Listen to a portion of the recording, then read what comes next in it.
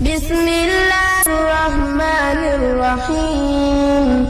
هل أتى على الإنسان حين من الدهر لم يكن شيئا مذكورا إنا خلقنا الإنسان من نطفة أمشاج نبتليه فجعلناه سميعا بصيرا إنا هديناه السبيل إما شاكرا وإما كفورا إنا أعتدنا للكافرين سلاسل وأغلالا وسعيرا إن الأبرار يشربون من كأس كان مزاجها كافورا عينا يشرب بها عباد الله يفجرونها تفجيرا.